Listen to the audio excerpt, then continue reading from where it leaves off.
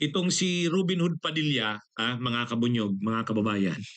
Si Robin Hood Padilla, nag-i-sponsor ngayon ng no, ng batas.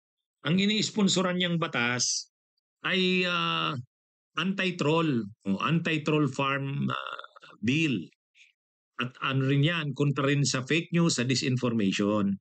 Kaya lang, ang problema ngayon, may pinarinig siyang audio clip.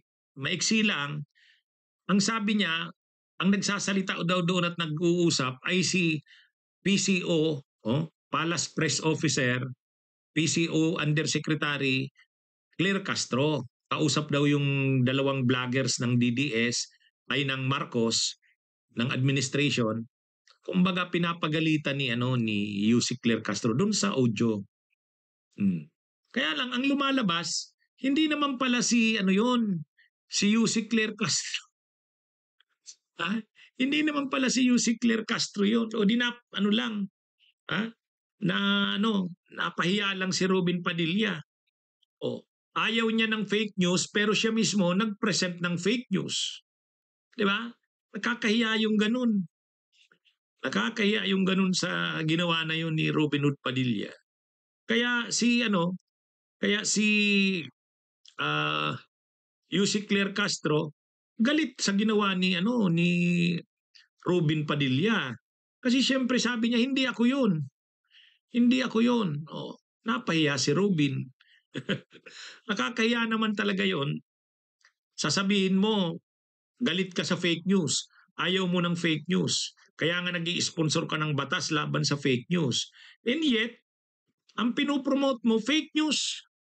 Yung pinipresent mong video, fake news. O tulad nito, ito yung conversation ni Sabi ni Robin Padilla, ang atin po bang ahensya at PCO ay naniniwala na dapat may troll ang gobyerno? Sabi ni Senator Loren Ligarda, I am told they do not have trolls. I am told they do not use government funds for fake news and trolls. O sabi ulit ni Senator Loren Ligarda, if you have any proof, please tell me. And I would be happy to call them out and prove that to them. Tapos may pinakita si Robin na may pinakita si Robin Hood Padilla na video. Nandun si video, audio clip. Audio clip. Ang problema, ang sabi nga ni Yusik Claire Castro, hindi siya yun. Hindi daw siya yung nandun sa na yun. Sa audio clip na yon na pinaparinig ni Robin Hood Padilla. Kaya medyo napahiya si Robin doon. Ito. Sabi ni Yusik Claire Castro, hindi siya yun. Kaya sabi niya sana naman si Robin Padilla maging naman responsible enough. Nagalit na naman si Robin. Sabi ni Robin Padilla, Chairman po ako ng Senate on Public Information and Mass Media. Trabaho ko po ang tanungin kayo na nasa public information, hindi akusahan. Kanya-kanya po tayong mandato. Kaya wag po ninyo akong paandaran ng mga pasakalin. Nagalit si Robin Hood Padilla. Wag daw siyang paandaran ni Yusik Claire Castro ng mga pasakalin nito. Wag niyo akong paandaran ng mga pasakalin niyo. Pero sa totoo, si Senate President Soto kinampihan si Yusik Claire Castro. Sabi ni Senate President Soto kay Robin, ay dapat kasi niyan pinadala mo muna yan sa NBI. Tapos pinarinig sa NBI para yung NBI ang magde-decide kung totoo nga ba yan, kung authentic ba yan. Kasi kailangan maano yung authenticity niyan. Kaya sabi ni Senate President, so why don't we send it to the NBI for a voice print? Imbis na manghuhula tayo, nagbabanggit tayo ng pangalan. O nga naman.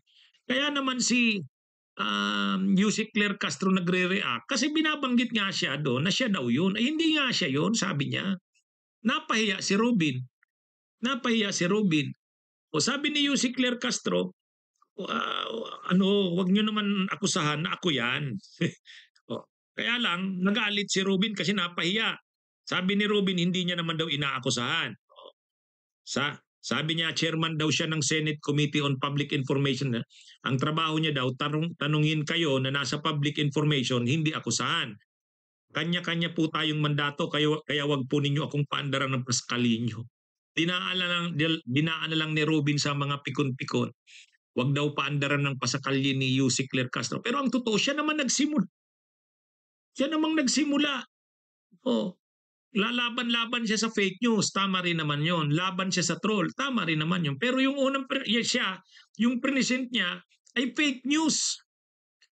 Hindi niya naman lang binerify kung ano yun. At ang lumalabas pa nga pala dito, may kumakalat na dito, yung palang nag-uusap dun, mga DDS vloggers. DDS vloggers pala yun. Nagrereklamo tungkol sa bayad. Kaya hindi naman pala talaga yun si Yusek Claire Castro. Kaya lang mukhang na fake news si Robin, na budol, pinaniwala na si Yusek Claire Castro yun, present niya. Sa ano pa naman, sa actual na hearing, siyempre kino-cover yung proceedings ng Senate. So pinarinig niya pa naman. Ang lakas ng kanyang loob na iparinig yon, akala niya si Yusek Claire Castro talaga yon. So gusto niyang pahiya si Yusek Claire Castro. Gusto niyang ipahiya yung administrasyon na nagbabayad ito ng trolls. Kasi ang pinagtatalunan dun sa audio, naghumihingi ng dagdag na bayad yung leader ng mga trolls. Yung nagsasalita doon, hindi, ayusin niyo muna ang trabaho niyo. Ano bang maganda, ano ba, palpak naman ang trabaho niyo eh. Nagsasagutan sila. O ang sabi ni Robin Hood Padilla, yung isa doon na nagsasalita, si Yusek Claire Castro, ang sabi sa kanya.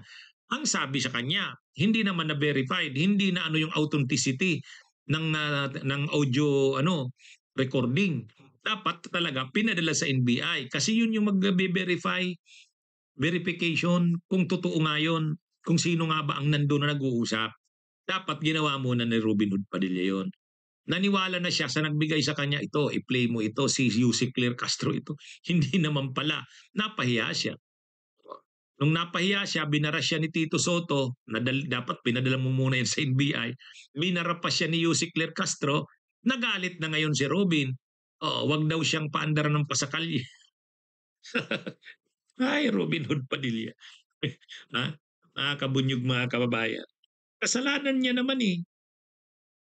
Kasalanan niya naman. Kasi hindi niya muna hindi niya muna pina-verify yan eh. Anyway, ano ba namang asahan niyo kay Robin Hood Padilla? Kaya lang napahiya.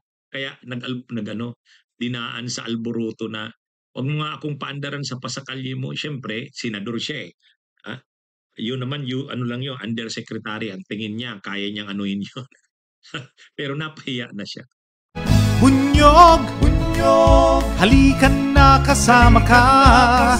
Bunyog, kapag buklod ay may pag-asa.